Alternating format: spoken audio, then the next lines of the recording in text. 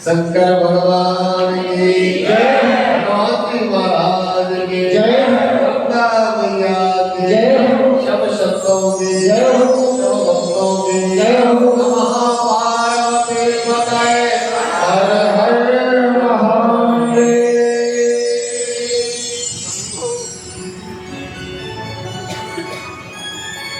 श्री आप प्रवेश करते हैं। श्री ब्रह्मा भगवान शंकर भगवान विष्णु हमारे तीन प्रत्यक्ष देवता। अच्छा मैं आप लोगों से किससे चलूं? हम सनातन धर्मियों के मुख्य पांच देवता कौन कौन से हैं? पांच देवता हैं हम सबसे मुख्य। जिनकी प्रत्येक कार्य में पूजन होती है, उनके क्रिया के बगैर क्रिया पूरी होती नहीं। चाहे आप छोटी सी पूजन करो या बड़े से बड़ा यज्ञ करो, बड़े से बड़ा अनुष्ठान करो, 5 देवताओं की पूजा तो होगी। आप बताओ,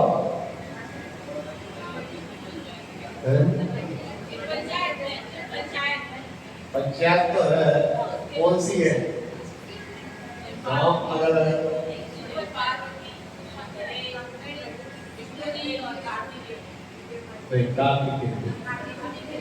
देखो वो कब से हाँ आदित्यम गणनात्मक देव रुद्रमोचके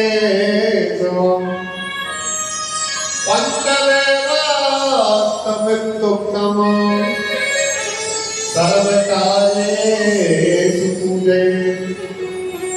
5 देवता मुख्य हैं, भगवान आदित्य, सूर्य, नारायण, जगत का जगदाधार, जिनकी किरणों से, जिनके प्रकाश से, जिनकी ऊर्जा से इस सारे जगत का पालन होता है। सूर्य नारायण भगवान रुद्राधिपति है, 9 ग्रहों के राजा और मालिक है। अपनी असंख्य अनंत शक्ति से जगत का पालन करते हैं, अज्ञान रूपी अंधकार का नाश करते हैं। ऐसे भगवान सूर्य को, हम सबको भगवान सूर्य के लिए प्रसन्न करने के लिए सबसे सुंदर उपाय कौन सा है? अर्घ्य। अर्घ्य से तो होते हैं, लेकिन शास्त्र मत देता, शास्त्र विकल्प देता। अर्घ्य तो रोज देना चाहिए, प्रातःकालीन संध्या में, सायंकालीन संध्या में सूर्य अर्घ्य देना चाहिए। आप कहीं भी जाते हैं, किसी तीर्थ क्षेत्र में जाते हैं, किसी देव नदी में स्नान करने जाते हैं, तो उस वक्त जहां पर सूर्य दिखाई दे वो उसी दिशा में जल देना चाहिए। ये नहीं है कि अब पूरब में ही देना, पश्चिम में सूर्य जा रहा है, आप शाम में स्नान कर रहे हैं तो पश्चिम में अर्घ्य दीजिए, ठीक है ना। अर्घ्य देते समय हाथ हमारे कम से कम 8 इंच ऊपर रहना चाहिए और जल की धारा में से सूर्य नारायण को दर्शन करते हुए हमें अर्घ्य देना चाहिए। सूर्य अर्घ्य में विशेष आप लाल चंदन, लाल पुष्प डाल करके यदि अर्घ्य दोगे तो बहुत ज्यादा फायदा है। और सूर्य नारायण जिस पर प्रसन्न हो जाते हैं, उसकी कुंडली में 9 ग्रह नॉर्मल हो जाते हैं। कोई ग्रह आपको बुरा नहीं कर सकता। सूर्य आदि से प्रसन्न तो होते हैं, लेकिन सबसे अधिक प्रसन्न होते हैं नमस्कार, प्रणाम। नमस्कारा प्रिया मनु जलधारा प्रिया शिवा। यदि सूर्य को आपको प्रसन्न करना है, सूर्य नारायण की कृपा प्राप्त करना, तो उनके लिए नमस्कार करो।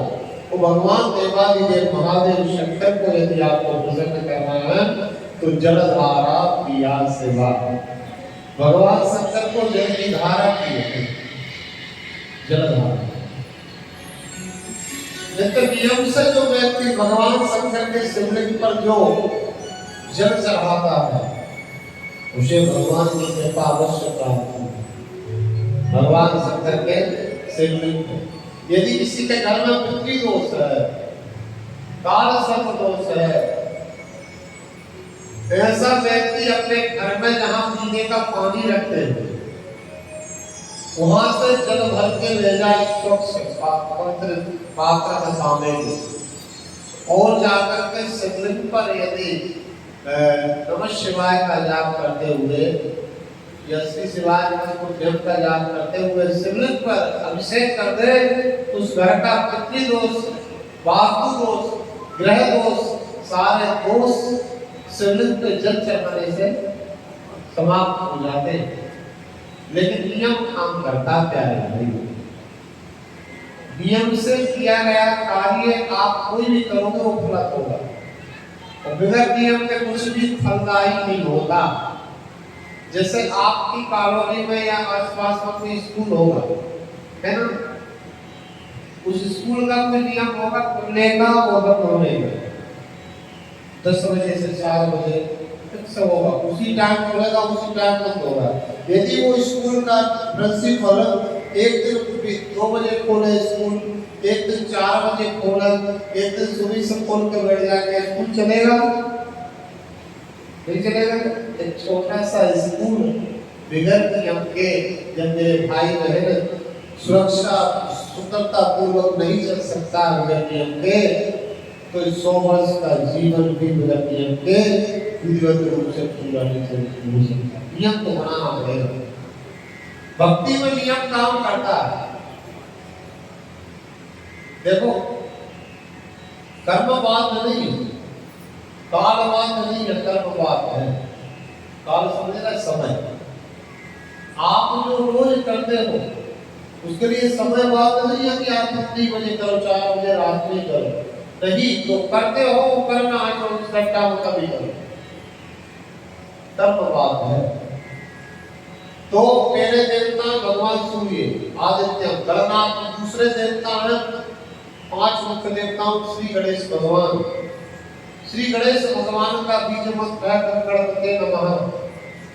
यदि आपके किसी प्रकार की दुख तकलीफ है, बाधा है, बीमारी है, तो आप गणेश भगवान की उपासना कर सकते हैं। देसी गाय के गोबर के गणेश बना करके आप पूरे वर्ष की गणेश चतुर्थी का व्रत करते हैं। 108 पूर्वा गणपते नमः कहकर गणेश जी को अर्पण करते हैं।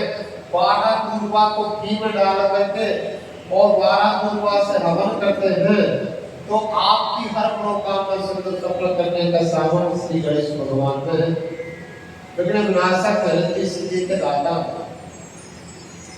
दोनों पक्षों की चतुर्दशी रहने चौथ गणेश चौथ,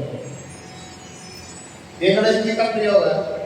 तीसरे भगवान है आदित्य देवी भगवती दुर्गा, आदि शक्ति जगदम्बा, आप उसे जैसे के रूप में पूजो, चाहे उसे आप सिंहमानी के रूप में पूजो, चाहे वैष्णो देवी के, वो सब एक ही बात है, काली के रूप में दुर्गा। और चौथे देव है भगवान विष्णु, वही राम है, वही कृष्ण है, वही विष्णु। और 5वां आज लास्ट देव है भगवान शंकर। इन 5 की पूजन हमें प्रत्येक कार्य में करना चाहिए, प्रत्येक छोटे काम में बड़े काम में सभी में हमें इन 5 देवताओं की पूजन करना चाहिए। जो 5 देवताओं की पूजन करता है वही सच्चा गृहस्थी है, वही सच्चा सनातनी है, और वही सच्चा हिंदू है। इनका सम्मान करो, याद रखना मेरी माता है। तो भगवान ब्रह्मा और विष्णु दोनों के लिए भगवान शंकर ने जो भगवान का पंचाक्षर मंत्र है उसकी उत्पत्ति बताई। भगवान शंकर के कितने मुख हैं? 5 मुख, चारों दिशा के 4, पूर्व पश्चिम उत्तर दक्षिण। एक मुख भगवान ऊपर से हम लोगों को देखते हैं, चारों दिशाओं की निगरानी करते भगवान शंकर। तो आकार मकार उकार इकार इकार 5 मुखों से 5 शब्द निकले, उन्हीं से भगवान का पंचाक्षर मंत्र बना। ओम नमः शिवाय। भगवान शंकर कहते हैं हे ब्रह्मा हे विष्णु, मेरा ये मंत्र मेरे 5 मुखों से एक अक्षर निकल करके बना है, और मेरे 5 ही मुख से ओंकार की उत्पत्ति हुई है। उसी ओंकार आ उ मा लरी, उसी के माध्यम से मैंने सारे चराचर का सृजन किया, ओंकार के माध्यम से। ओंकार ने ही नमः शिवाय को प्रकट किया। जो नमः शिवाय जो मंत्र है 5 अक्षर का, भगवान शंकर के 5 मुखों से एक अक्षर प्रकट किए। उन्हीं एक अक्षर से मेरी माता बहनों नमः शिवाय मंत्र को प्रकट हुआ। और भगवान शंकर के 5 मुख हैं, और 5 मुख हैं। सृष्टि में केवल 5 तत्वों से बनी ये संपूर्ण सृष्टि है। कितने तत्वों से बनी है? कौन कौन से तत्व हैं? धन्यवाद, बहुत बहुत गोस्वामी जी ने चौपाई कही है रामायण। आपको याद होगी रामचरितमानस में चौपाई बरसाई, क्षिति जल पावती गगन समीरा, क्षिति जल पावती क्षिति जल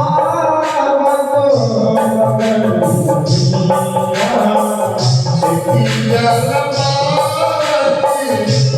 गगन समीरा, क्षिति जल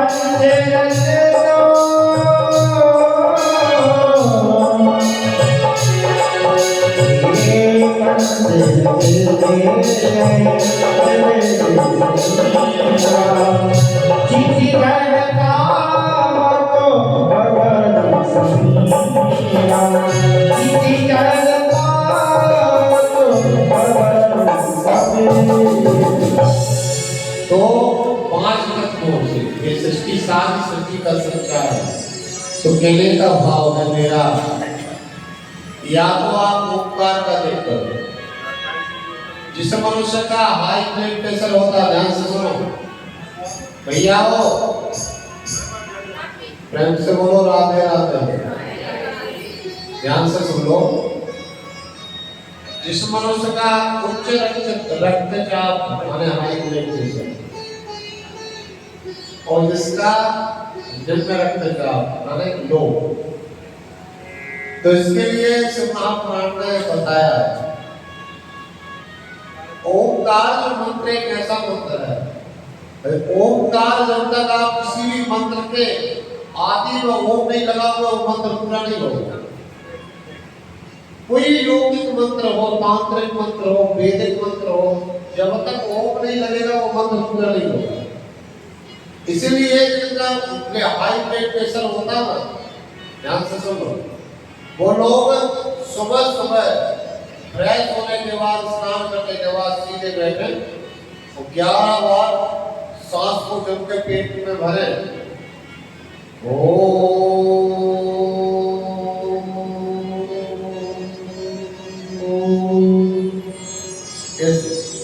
सुबह और शाम को, इसी प्रकार से शाम को, तो चाहे लो होता हो चाहे हाई होता हो, सब बराबर हो जाएगा। प्रश्न बोलो।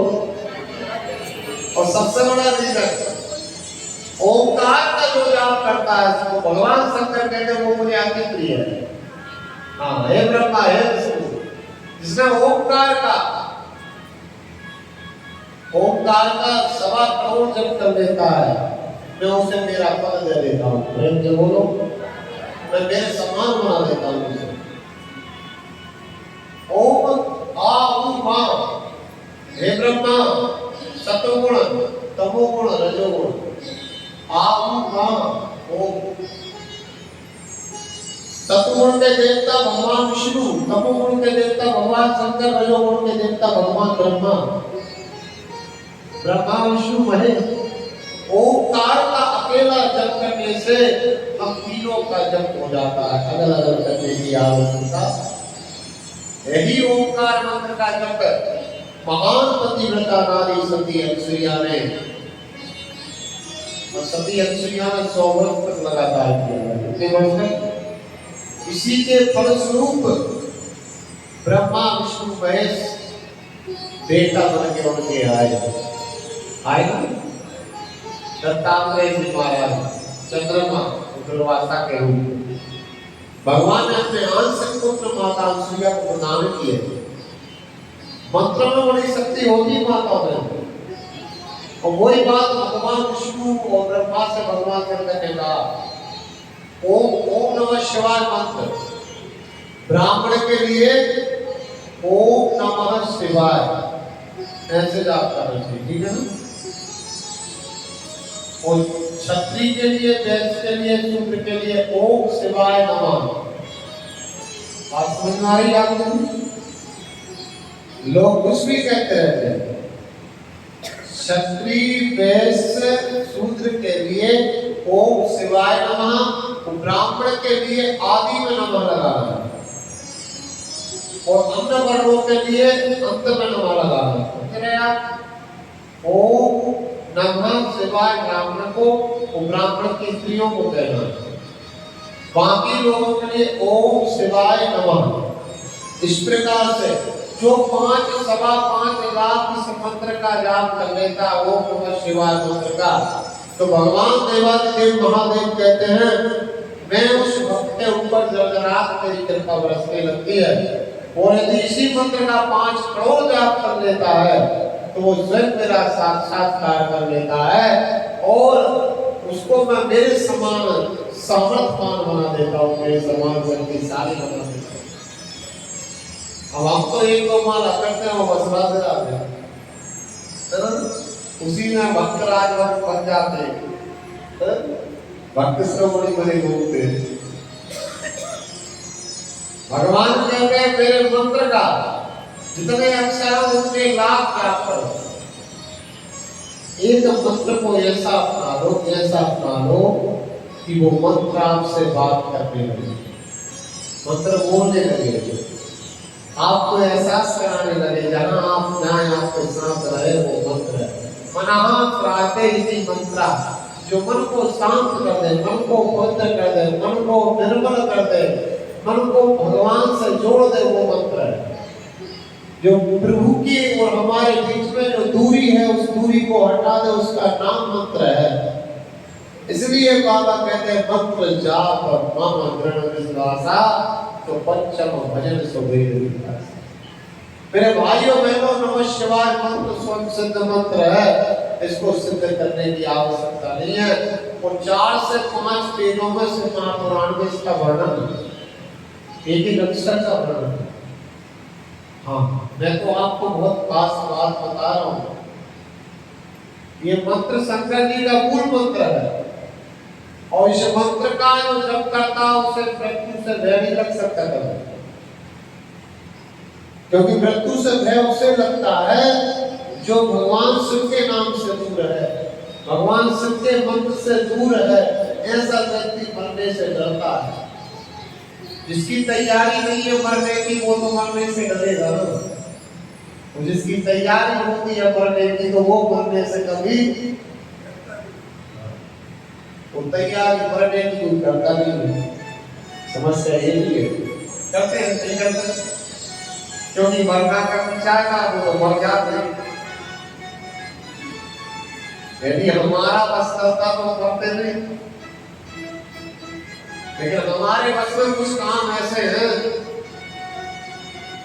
सुना भरत बागी प्रबल बिलख कहो मुनिनाथ, भारी लाभ जीवन मरण जस यस विधिहार। ये 5 कार्य भगवान ने अपने अधिकार पर लेके रखा, किसी को नहीं दिए। हानि, लाभ, जीवन, मरण, जस और अभ्यस, इन 6 कार्य भगवान सदा स्वयं करते हैं। इन पे किसी का मन नहीं करता। वशिष्ठ जी ने भरत जी से कहा, तब जब भरत जी जैसा संत माता को दुर्वचनों का प्रयोग करने लगे, तब भरत जी ने कहा, वशिष्ठ जी ने कहा, हे भरत, तुम्हारे जैसे संत को, तुम्हारे जैसे भक्त को एक माँ के प्रति ये शब्द बोलना शोभा नहीं देता, क्योंकि इसमें तो विधाता की इच्छा थी। आज तुम्हारा यदि पिता मरा है तो ये विधाता के हाथ में है, किसी के हाथ में नहीं है। हे भरत, तुम्हारा जैसा सत्य वचन बोले ये उचित नहीं।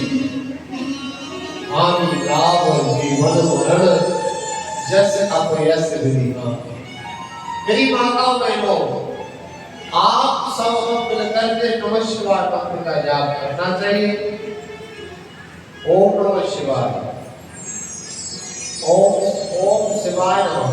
ठीक है ना? तो इन 2 मंत्रों का ओमकार का बताया है, ओंकार एक घनीभूत क्रिया है। ध्यान से सुनो भैया, ओम जो हम बोलते हैं घनीभूत क्रिया। जैसे मान लो आपको कोई दवाई की शीशी पसंद आ गई, कभी डॉक्टर के इलाज करा गया, डॉक्टर ने एक ताकत का सीरप लिख दिया, तो आप जब ताकत का सीरप लेकर के घर आए तो उसको तो सब ठीक ठाक दवा हुआ, लेकिन वो शीशी है वो बड़ी खूबसूरत है। शीशी को देखकर आपका मन रीझ गया कि जब ये खाली हो जाएगी तो मैं इसमें गंगा जल भर के रखूंगी, कितनी अच्छी शीशी है, मैं इसमें गंगा जल भर के रखूंगी। आपका मन उस शीशी की सुंदरता पर रीझ गया, लेकिन वो शीशी कब तक आपके काम की नहीं है, जब तक उसमें दवा की गंध भरी है। तो दवा की गंध यदि आपको निकालना है तो गर्म पानी करके थोड़ा सा निरमा डाल के उसके ढक्कन को कस के वो 2-4 बार ऊपर से नीचे हिलाओगे और इस प्रकार से करोगे तो अंदर से बिल्कुल साफ हो जाएगी, आपके काम में आ जाएगी।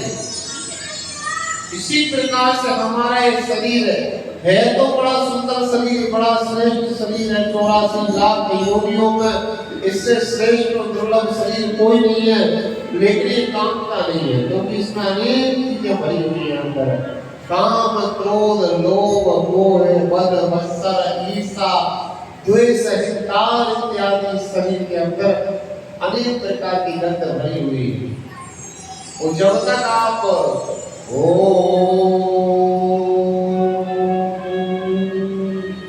ये घटों शीशी जैसी क्रिया है। यहाँ से आवाज उठेगी, चूल्हा दाल यहाँ ब्रह्मांड में जाके टकराएगी, सब ऊपर नीचे होगा, धीरे धीरे सारे विकार बाहर कर देगा और अंतःकरण शुद्ध कर देगा। उसी आपके अंतःकरण हृदय में, अंतःकरण चतुष्टय में आपको शिव के दर्शन होंगे ज्योति रूप में। कोई ब्रह्म ज्ञान है, दिव्य ज्ञान है, शिव का ज्ञान ही ब्रह्म ज्ञान है। आप नमः शिवाय का जाप करो, नियम बना लो कि मैं 11,000 जाप रोज करूंगा, है ना? जैसे बोलो हर महादेव, नियम बना लो, मेरी माता में लो। आप ज्यादा टीवी मत देखो, मोबाइल ज्यादा मत चलाओ, नियम रखो मोबाइल चलाने का भी 1 घंटे का लिए फोन का रिटर्न करना, रिटर्न कर दो, बस देखभाल के रख दो। नियम बनाओ कि हमें 11,000 जाप रोज नमः शिवाय मंत्र का करना है। वो 11,000 जब रोज करोगे तो 365 दिन को कितना करोगे आप बता करो। एक वर्ष ऐसा करके देख लो, आप 1 वर्ष नहीं 6 महीना करके देख लो। 11 नहीं कर सकते तो 5,000 कर लो, 5,000 में कोई 50 माला, 51 माला, 108 माला, 200 1 मत तो 1 माला बनता है। फिर जोड़ो, अगर करो तो करोगे नहीं पाओगे। कहाँ करते हैं लोग और दुनिया भर की बखेड़ा जाकर के कहीं किसी पंडित के पास जाएंगे, कहीं किसी तांत्रिक के पास जाएंगे, कहीं किसी पर्चा बनाने वाले के पास जाएंगे। इसमें कोई कुछ नहीं कर सकता जब तक आप भजन नहीं करोगे। जिसके पास जाओगे कोई यही कहेगा भजन करो, बोलो बताओ। भगवान के सिवा संसार में कोई तकलीफ नहीं काट सकता। इस संसार में कोई एक बात ध्यान रखना, जो भक्त से प्रकट हुआ वो भगवान नहीं है। मनुष्य एक गुरु हो सकता है, महागुरु हो सकता है, सिद्ध गुरु हो सकता है, लेकिन भगवान नहीं हो सकता। ठीक है? मेरी माँ भैया जो भी जाप करने लगता है, वो जब जाप की संख्या बढ़ जाती है, आपका बैलेंस ज्यादा जमा हो जाता है, तो आपको रिफंड होने लगता है। नेचुरली आपको गुर्दे लगती निकल और उसमें आपका जीवन सुखमय हो जाता है। इसलिए जो मंत्र मैंने आपको बताया ओंकार, जब आप ज्यादा टेंशन में हो जाओ, बहुत ज्यादा चिंता हो रही हो, तो सीधे पेट के सांस को अंदर भर कर ओम को जब तक बोल लेना 2-4 बार, आपकी चिंता बंद हो जाएगी, आपका बीपी नॉर्मल हो जाएगा। बहुत बड़ी शक्ति है।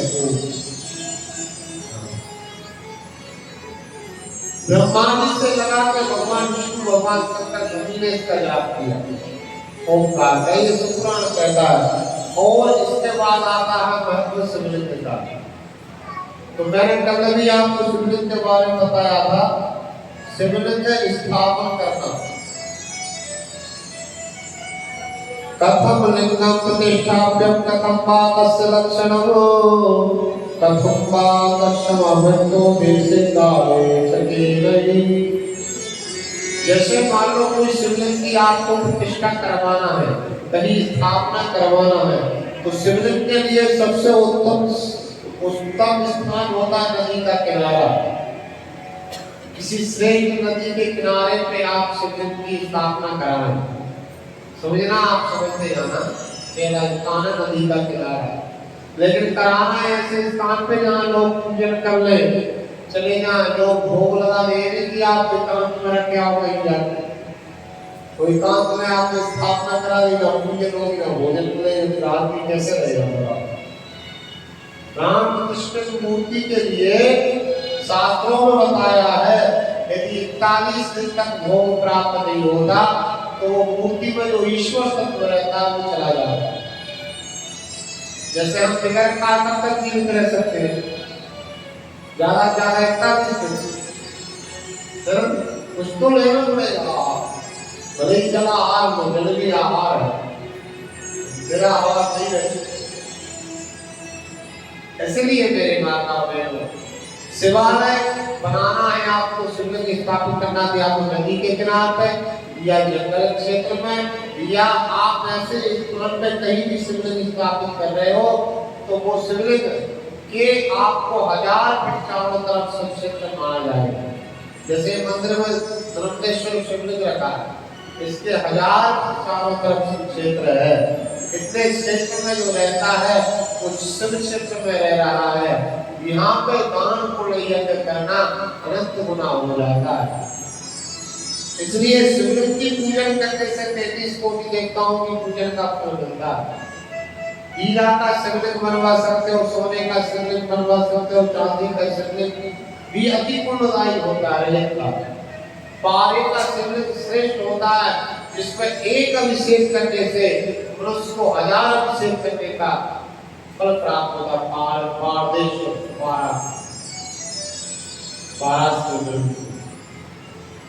आप नवरत्न में से किसी भी रत्न का शिवलिंग बनवा सकते हैं, बड़ी शिवलिंग बनवा सकते हैं। बड़ी शिवलिंग देखा है आपने? देखा कि नहीं? रामेश्वरम धाम गए कभी? वहां देखना दिन बड़ी के दर्शन होते हैं। कभी जाना रामेश्वरम तमिलनाडु, जहाँ भगवान स्वयं रामेश्वर राम जी ने स्थापना की है। वहां रात में 4 बजे से बड़ी दर्शन कराए जाते हैं। एक घंटा तो जितना बड़ी प्रकाश छोड़ते हैं। और ऐसे बड़ी शिवलिंग का आप अभिषेक कर सकते हैं, स्टैटिक का शिवलिंग। लेकिन सबसे श्रेष्ठ शिवलिंग बताया है मिट्टी का, अपने द्वारा निर्मित शिवलिंग, अपने द्वारा जो निर्मित शिवलिंग, अपने हाथों से निर्मित शिवलिंग। जैसे आज आप लोगों ने किया था, जो आए थे अभिषेक में सुबह प्रातः काल, उन लोगों ने अपने हाथ से शिवलिंग निर्माण किया और फिर पंडित जी ने शाम को सब 16 पूजन कराई, संपूर्ण यज्ञ से अभिषेक कराया। जो अपने द्वारा निर्मित शिवलिंग है, बताया है मेरी माताओं, ध्यान से सुन लो, आप इधर उधर मत देखो। 14 वर्ष तक यदि कोई मनुष्य 14 वर्ष तक यदि कोई मनुष्य निरंतर रोज मिट्टी के शिवलिंग बना करके और अभिषेक करता है, तो भगवान शंकर कहते हैं, ऐसे भक्त को हे ब्रह्मा, हे विष्णु, मेरी सिद्धि प्राप्त हो जाती है। वो व्यक्ति जहाँ जाता है वहीं सम्मान पाता है, उसको लोक और परलोक में सब कुछ प्राप्त हो जाता है। ऐश्वर्य, संपन्नता, बुद्धि, ज्ञान, बल सब कुछ उसके पास में प्राप्त हो जाता है, तेरे जैसा हो जाता है। 14 वर्ष तक वो बना सकते हो आप।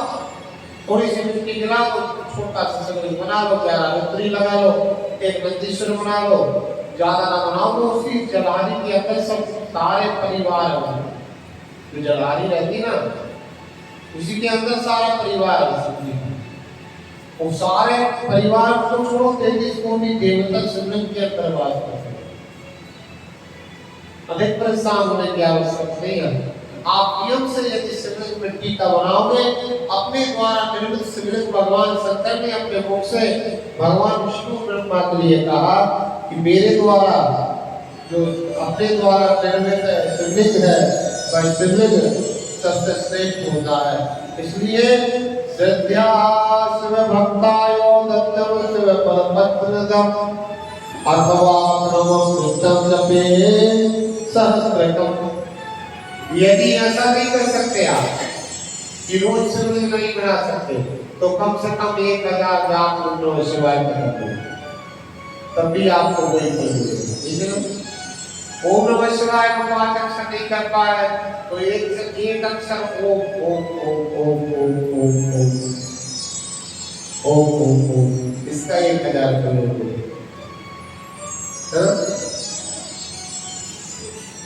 इस प्रकार से सारे विधान को भगवान शंकर को बताया।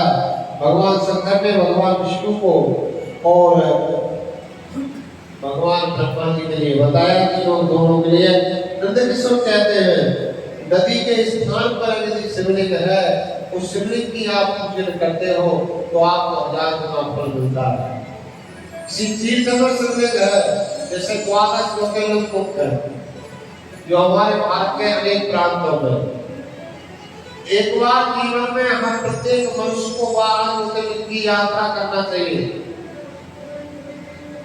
इन ज्योतिर्लिंगों के दर्शन करने से मनुष्य कभी नरक में नहीं जाता, याद रखना। और ऐसे दिव्य शिवलिंगों की पूजन करने से आपकी हर मनोकामना सिद्ध होती है। मनोकामना के अनुसार आप शिवलिंग चयन कर सकते हैं। यदि आप बहुत ज्यादा लाभ प्राप्त करना चाहते हैं तो पारे के शिवलिंग की आराधना करें।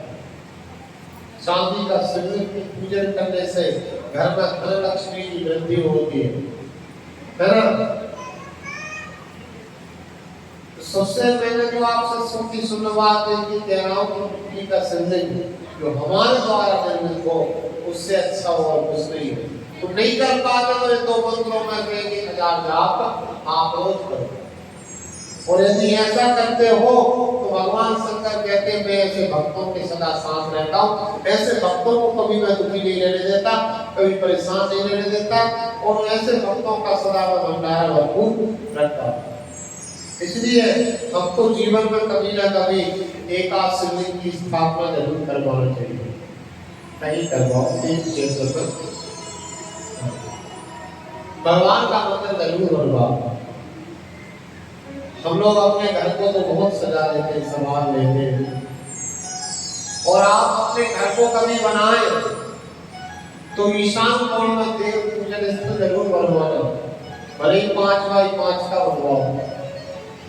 हम हमारे घर रूम तो बड़े बड़े बना लेते हैं, वो भगवान को उठा के एक छोटी सी अलमारी में रख देते हैं। फिर तो बोलो ये तो गलत है ना। बहुत सारे लोग तो किसी नहीं रखे रहते। हमें मकान बना रहे हैं, उस समय हमें सबसे पहले ठाकुर जी का स्थान बनवाना चाहिए, शिव जी का स्थान बनाना चाहिए, शिवालय बनवाना चाहिए। और जिस घर में मेरे प्रभु का अलग से स्थान बना रहता है, उनका स्थान निर्मित रहता है, वो घर नहीं, वो घर तो मंदिर है। तो बोलो उस घर में रहने वाले लोग देवता के समान हैं। इस घर में मेरे शिव की सेवा होती है, इस घर में मेरे राम की सेवा होती है, कृष्ण की सेवा होती है। वो घर नहीं भैया, वो घर तो मंदिर है। हाँ मेरे भाइयों, इसलिए आप सब लोग मिलकर के ऐसा प्रयास करें। कभी भी जब आप मकान बनाएं तो ईशान कोण में, आप घर के ईशान कोण में मंदिर बनाएं, एक रूम बना लें, और अग्नि कोण में किचन बनाएं, नैऋत्य कोण में लैंप बाथरूम बनाएं, और ईशान उत्तर और पूर्व में ट्यूबवेल लगाएं। कहीं भी कुछ ना बनाएं। आधे से ज्यादा लोगों के घर में वास्तु दोष होता है, और वास्तु दोष यहाँ पर हो जाता है तो उस घर में कोई भी चीज पूरी नहीं होती। याद रखते हैं, स्वस्थ से लगा के बीमारी से लगा के प्रत्येक चीज की कमी हो जाती है। इसलिए वास्तु के अनुसार ही हमें भवन का निर्माण करना चाहिए। तो भगवान शंकर देवादिदेव महादेव कहते हैं, जो मेरे शिवलिंगों की आराधना करता, पूजन करता है, तो मैं उसको, जैसे भगवान शंकर ने लंका बनाई, अपने लिए बनाई थी, लेकिन कुबेर को दान कर दी। फिर तो वो ऐसे होकर दानी है वो, तो आप केवल उनका भजन करने लगो तो आपको सब कुछ प्रदान कर देंगे। लेकिन भजन हम करते नहीं हैं, दिमाग बहुत चलाते हैं, तो दिमाग चलाने से काम होने वाला भजन में बड़ी ताकत। वो भजन की मात्रा नहीं है, भजन में मात्रा नहीं है ना, भोजन में मात्रा है। भोजन सोच समझ के करना चाहिए, भोजन ज्यादा नहीं करना चाहिए, उसमें मात्रा है। यदि आप 7 रोटी खाते हैं और आपने कहीं 2-10 रोटी खा ली, तो समझना गोविंदा न हो। भोजन में मात्रा, लेकिन भजन में मेरी माओ कोई मात्रा नहीं है। भजन आप इतना कर लो, कभी नुकसान नहीं करेगा, फायदा ही करेगा। और भोजन यदि ज्यादा करोगे तो तत्काल आपको दुष्प्रभाव से दिखना ही। इसलिए भजन खूब करो। भजन करने वाली बेटी, भजन करने वाली माँ, भजन करने वाली स्त्री पुरुष से श्रेष्ठ है। वो जो पुरुष होकर के भजन नहीं करता, तो वो पुरुष को क्या कहे बताओ? भजन करत बिटिया बनी, भजन विमुख नहीं पूत, सबरी तो मैं कुंठ गई, नहीं तो भक्तकारी वो भूत। भजन करने वाली बेटी बेटा से अच्छी होती है, और भजन नहीं करने वाला यदि बेटा हो, भक्तकारी हो, बेटा हो, तो वो बेटा का काम था। आपने भागवत में सुनी होगी भक्तकारी की सभा, भक्तकारी हो भूत। तो भगवान अब भजन में बड़ी शक्ति है। आप सब लोग भजन अवश्य करो। और यहाँ पे बताया संक्षेप का सदाचार का वर्णन। जीवन में सदाचार बहुत जरूरी है।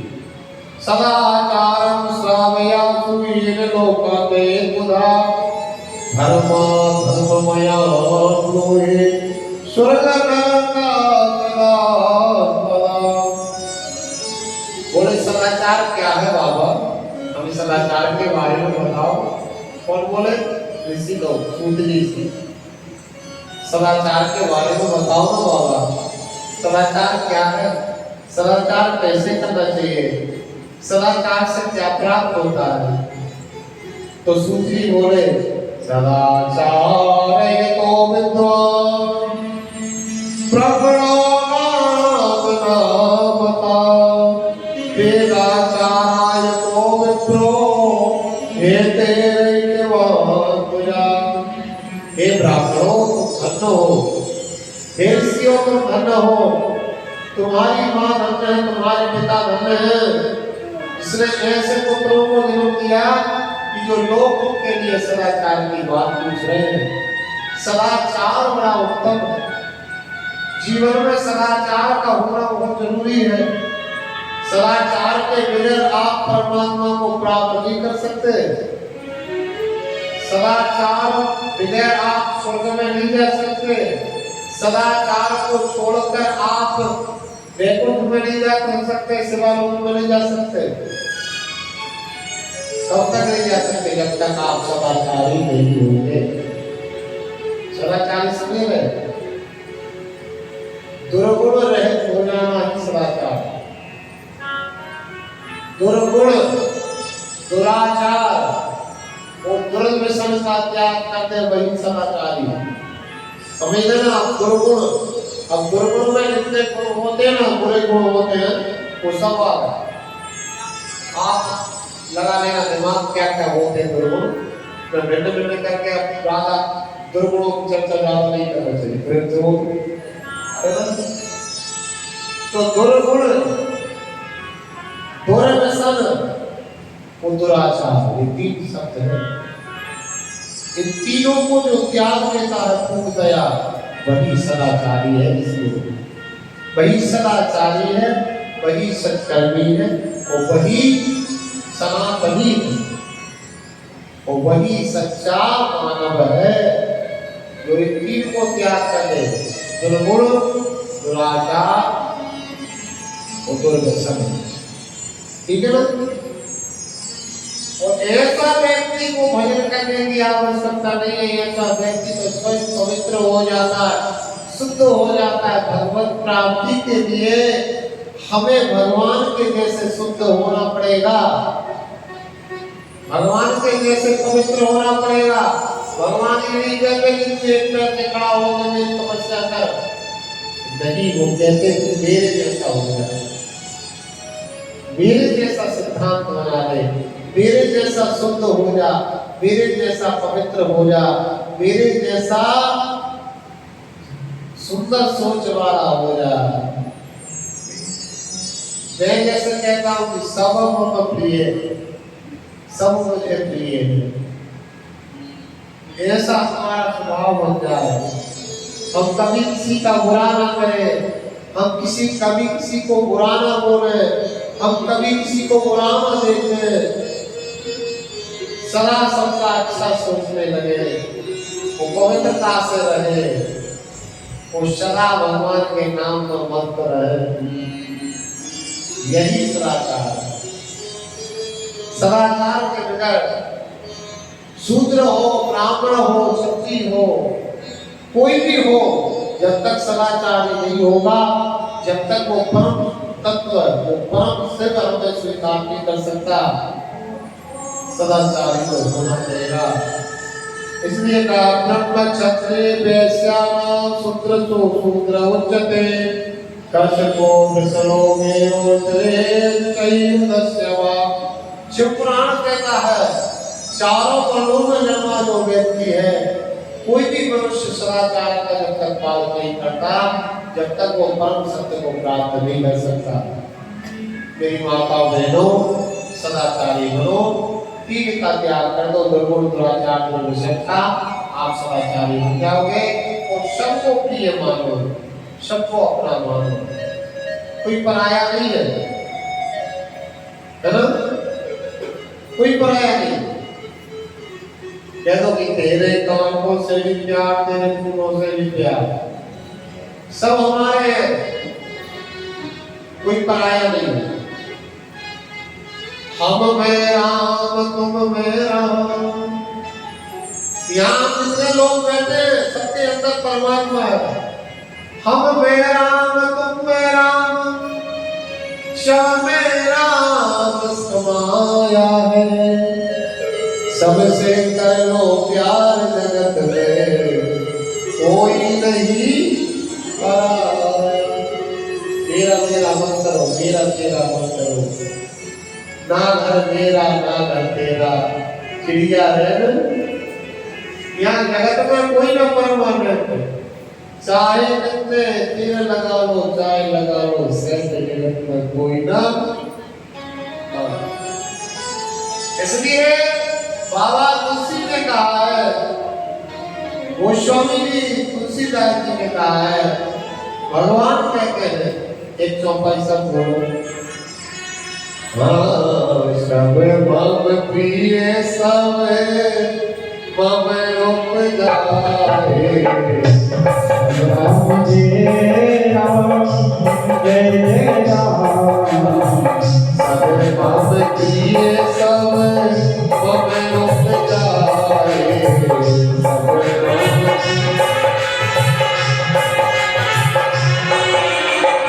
सबसे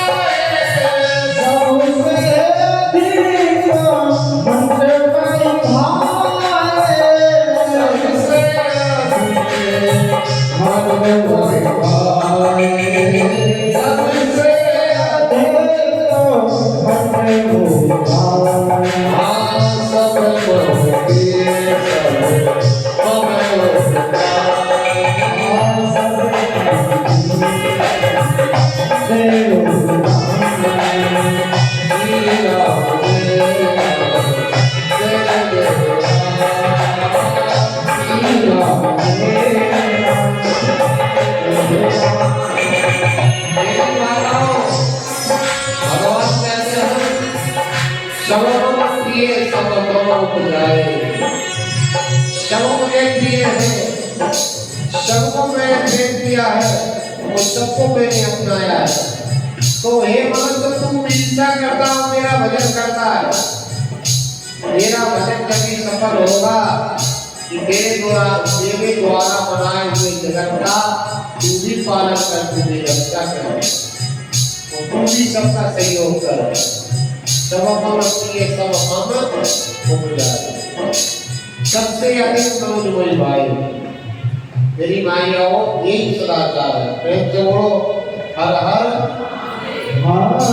जीवन का नहीं कोई ठिकाना, जीवन का नहीं कोई ठिकाना, हरि हरि बोल तो है हरि हरि बोल तो है।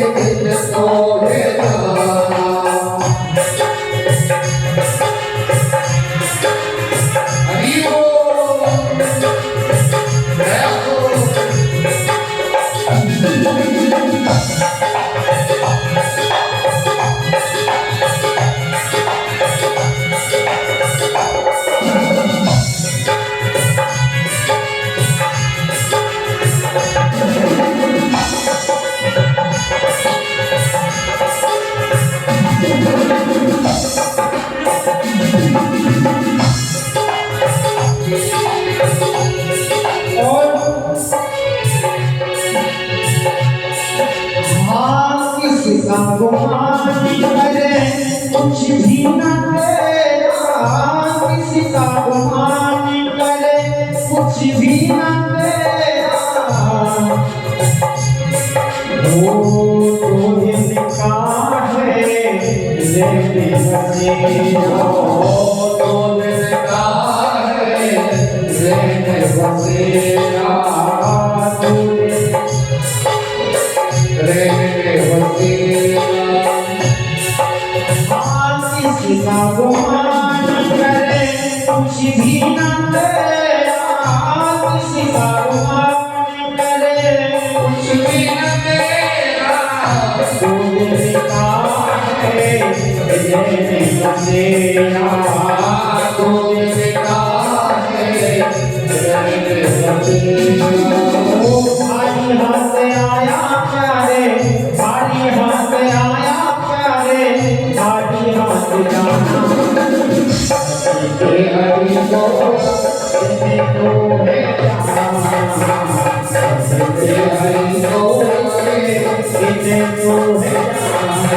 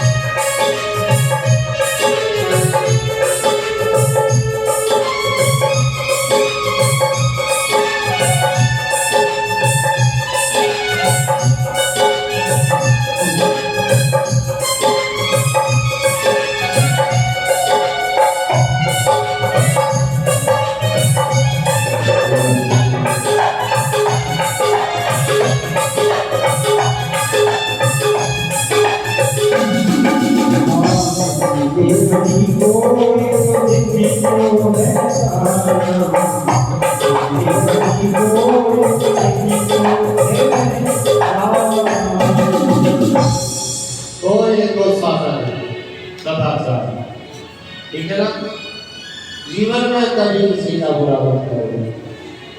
पशु पक्षी जीव जंतु कोई भी हो, मनुष्य तो बहुत बड़ी बात है साहब। मनुष्य तो चलता फिरता देवता है, चलता फिरता मंदिर है। क्यों मंदिर मनुष्य पता है? क्योंकि इसके अंदर बहुत सारे देवताओं का वास है।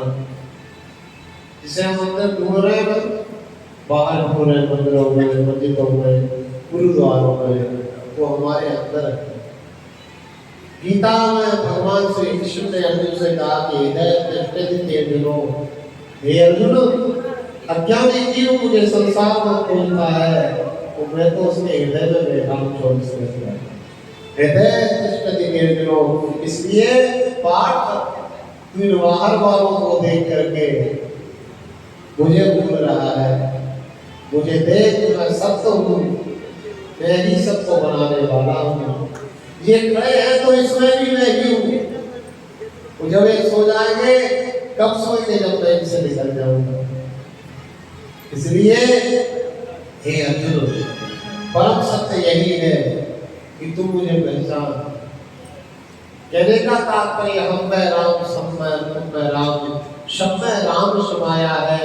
सबसे कर लो प्यार, जगत में कोई नहीं पराया। कभी किसी से ईर्ष्या मत करो, कभी किसी का बुरा मत करो, कभी किसी के लिए कष्ट मत दो। सबसे प्रेम करो, सब मम प्रिय, सब मम उपजाए, और सबसे अधिक मनुज होई सिय राम में सब जानी, तो करो प्रणाम। ये गोस्वामी तुलसीदास जी का मत है। सारे जगत में जितनी स्त्री है वो सीता है, सारे जगत में जितने पुरुष हैं वह पुरुषोत्तम भगवान श्री राम है। ऐसा भाव जब तक नहीं जागृत होगा तब तक याद रखना, हम कुछ भी कर रहे हैं, हमारा सुधार नहीं होना, बड़ा नहीं होगा। क्योंकि हम चलते फिरते लोग, अब यज्ञ की बारी आती है। देखो, मैंने आपको मंत्र जाप बता दिया, ओंकार का जाप बता दिया, पंचाक्षर का महत्व बता दिया, 5 देवताओं का बता दिया, आप ध्यान रखते जाना।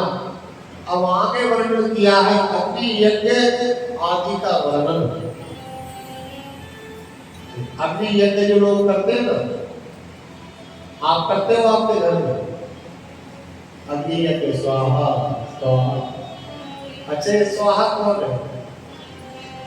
जब बड़े लंबे लंबे यज्ञ कराते हैं, रात रात पढ़ रहे हैं तो लोग स्वाहा स्वाहा स्वाहा स्वाहा ना कहेंगे, आहा कर करते स्वाहा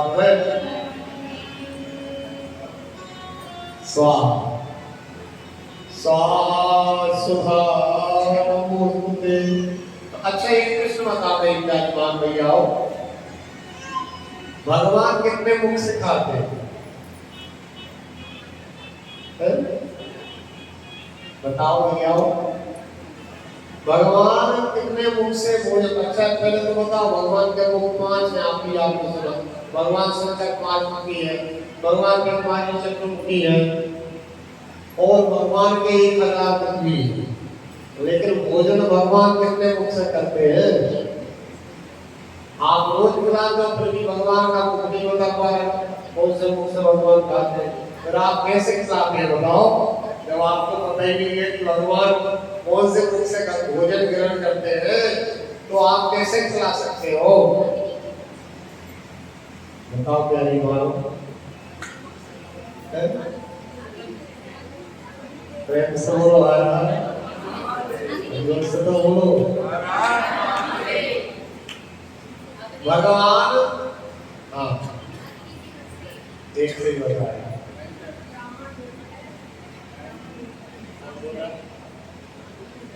हाँ सही तो बोल रहे हो। भगवान 3 मुखों से खाता है।